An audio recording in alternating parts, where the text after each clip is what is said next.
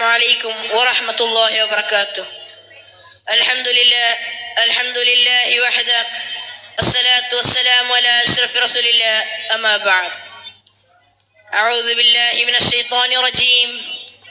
بسم الله الرحمن الرحيم.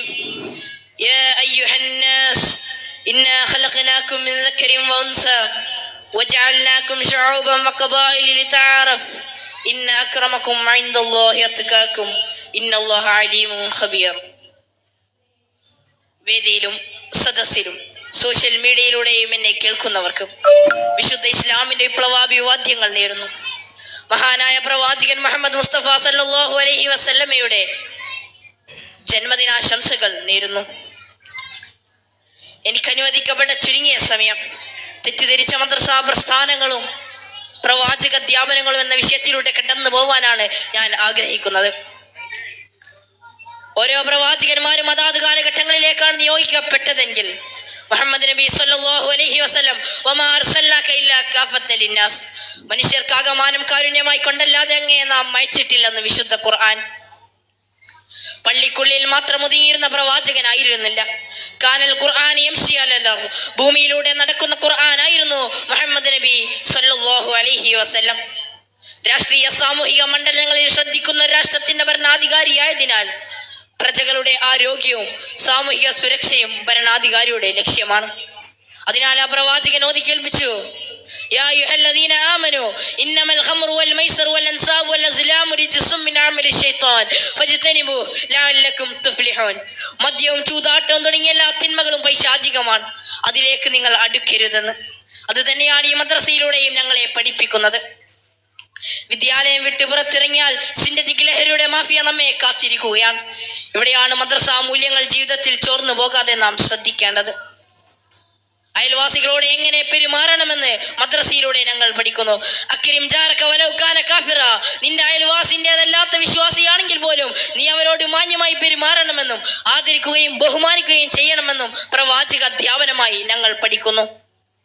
വൃദ്ധരായ മാതാപിതാക്കളെ ചുരുട്ടിക്കൂട്ടി വലിച്ചെറിയുന്ന വാർത്തകളാണ് നാം നിരന്തരം കാണുന്നതെങ്കിൽ ഖുർആൻ പറഞ്ഞു, വലാ തഖുൽ ലഹുമാ ഉഫിൻ, നീ അവരോട് ചേന്ന് പോലും പറയരുത്. വലാ തൻഹർഹുമാ, നീ അവരെ വിരട്ടരുത്. മാത്രമല്ല റബ്ബിർഹംഹുമാ കമാ റബ്ബയാനി സഗീറ, ചെറുപ്പത്തിൽ അവർ എന്നെ പോറ്റി വളർത്തിയതുപോലെ നീ അവരോട് കരുണ കാണിക്കണമെന്ന് പ്രാർത്ഥിക്കാൻ പഠിപ്പിച്ച പ്രവാചകൻ അധ്യാപനങ്ങളാണ് ഞങ്ങൾ മദ്രസയിലൂടെ പഠിക്കുന്നത്. ആൺകുട്ടികളും പെൺകുട്ടികളും മാന്യമായി വസ്ത്രം ധരിക്കണമെന്ന് പ്രവാചക അധ്യാപനമായി ഉസ്താദുമാർ ഞങ്ങളെ പഠിപ്പിക്കുമ്പോൾ മുസ്ലിം പെൺകുട്ടികളുടെ തട്ടം മാറ്റാൻ കഴിഞ്ഞത് പ്രവർത്തനത്തിന്റെ മാന നേട്ടമായി പ്രസംഗിക്കുന്നവരും അതിനുവേണ്ടി പരിശ്രമിക്കുന്നവരെയും നാം തിരിച്ചറിയണം. വിദ്യാഭ്യാസ മേഖലയിൽ മെല്ലെ മെല്ലെ നവലിബറൽ ഫാസത്തിന്റെ കടന്നുകയറ്റം നാം കാണുന്നുണ്ട്. മതമില്ലാത്ത ജീവനിലൂടെ കടന്നു വന്ന് ജനറൽ ന്യൂട്രാലിറ്റിയിലൂടെ ഇന്ന് സൂംബ ഡാൻസിലെത്തിയിരിക്കുന്നു. കുറെ വിവാദങ്ങൾക്കപ്പുറം എന്ത് നന്മയാണ് അതിലുള്ളത്? അതേസമയം നൂറുകണക്കിന് സാമൂഹിക നന്മകൾ പഠിപ്പിക്കുന്ന മദ്രസ പ്രസ്ഥാനത്തെ നിരീച്ചു കൊല്ലാനാണ് സ്കൂൾ സമയം മാറ്റമെന്നത് പകൽ പോലെ വ്യക്തമാണ്. ഈ 21-ാം നൂറ്റാണ്ടിലും 6-ാം നൂറ്റാണ്ടിനെ നാണിപ്പിക്കുന്ന ജാതീയതയും വംശീയതയും നിലനിൽക്കുമ്പോൾ എന്റെ ജന്മം തന്നെയാണ് എന്റെ പാവമെന്ന് കരുതി വിദ്യാസമ്പന്നർ പോലും ആത്മഹത്യ ചെയ്യുന്ന കാലത്ത് കൂടെ പഠിക്കുന്നവന്റെ മതമോ ജാതിയോ വർഗമോ വർണ്ണമോ അവനുമായി കൂട്ടുകൂടാൻ നിന്റെ വിശ്വാസം നിനക്ക് തടസ്സമാവരുത് എന്ന് പഠിപ്പിക്കുന്ന മതമാണ് ഇസ്ലാം. അത് പഠിപ്പിക്കുന്ന സ്ഥാപനമാണ് മദ്രസകൾ. രാജ്യത്തിന്റെ സുപ്രധാന രഹസ്യങ്ങളായ രാജ്യങ്ങൾ കൊത്തിക്കൊടുക്കുന്നവരെ മാധ്യമങ്ങളിലൂടെ നാം കാണുകയും കേൾക്കുകയും ചെയ്യുമ്പോൾ ഈ മദ്രസയിൽ ഇരുന്ന് ഞങ്ങൾ പഠിക്കുന്നു ഹുബ്ബുൽ വതനി മിനൽ ഈമാൻ, സ്വന്തം രാജ്യത്തോട് സ്നേഹമില്ലാത്തവൻ യഥാർത്ഥ മതവിശ്വാസിയല്ല എന്ന്.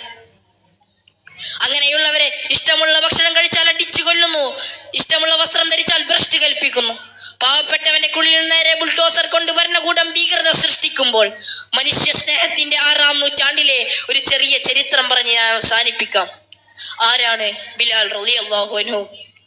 ഉമയ്യത്തിന്റെ അടിമയാണ് ബിലാൽ. യജമാനന്റെ ചാട്ടവാറടി കൊള്ളാൻ വിധിക്കപ്പെട്ടവനാണ് ബിലാൽ. പുറത്തിറങ്ങാനോ അഭിപ്രായം പറയാനോ സ്വാതന്ത്ര്യമില്ലാത്തവനാണ് അടിമയായ ബിലാൽ. കറുത്തവനാണ് ബിലാൽ, വിരൂപിയാണ് ബിലാൽ, അമുസ്ലിമാണ് ബിലാൽ. പക്ഷേ ബിലാൽ പ്രവാചകനെ കുറിച്ച് കേട്ടറിഞ്ഞു. ബിലാൽ പറയുകയാണ്, എനിക്ക് ആ പ്രവാചകനെ കാണണമെന്ന് വല്ലാത്ത ആഗ്രഹമായി. അങ്ങനെ ആരാരുമില്ലാത്ത ഒരു രാത്രി ഞാൻ പുറത്തു ചാടി. കുരുട്ടിൽ പ്രവാചകനെ തേടി ഇറങ്ങി. നടന്ന് അവശനായി. അന്വേഷണങ്ങൾക്കൊടുവിൽ ലക്ഷ്യത്തിലേക്ക് എത്തുകയാണ്.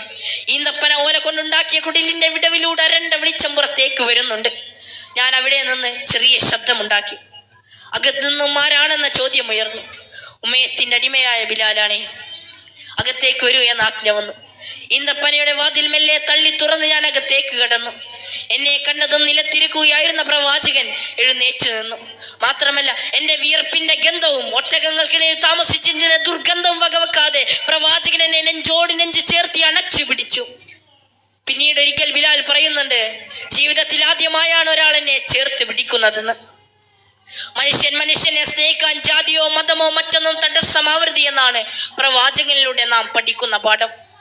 അതിലേക്ക് വിരൽ ചൂണ്ടുന്ന ഖുർആനിക ആയത്താണ് ഞാൻ തുടക്കത്തിൽ ഓതി വെച്ചത്. യാ അയ്യുഹന്നാസ് ഇന്നാ ഖലഖനാകും മിൻ ദക്കരിൻ വഉൻസാ വജഅൽനാകും ശുഊബൻ വഖബായില ലിതആറഫ് ഇന്ന അക്രമകും ഇൻദല്ലാഹി അത്ഖാകും ഇന്നല്ലാഹ അലീമുൻ ഖബീർ. ഒരാളിൽ നിന്നും പെണ്ണിൽ നിന്നുമായി നിങ്ങളെ നാം സൃഷ്ടിച്ചിരിക്കുന്നു. നിങ്ങൾ പരസ്പരം തിരിച്ചറിയാൻ വ്യത്യസ്ത ഗോത്രങ്ങളും ജനതകളുമാക്കി. നിങ്ങളിൽ അല്ലാഹുവിന് മുമ്പിൽ ഏറ്റവും ആദരണീയൻ നീതിമാനാകുന്നു. നീതിയുടെ ഗ്രന്ഥമായ ഖുർആനിലൂടെ നീതിയുടെ ഭരണാധികാരിയായ പ്രവാചകന്റെ അധ്യാപനങ്ങളാണ് ഞങ്ങൾ മദ്രസയിലൂടെ പഠിക്കുന്നത്.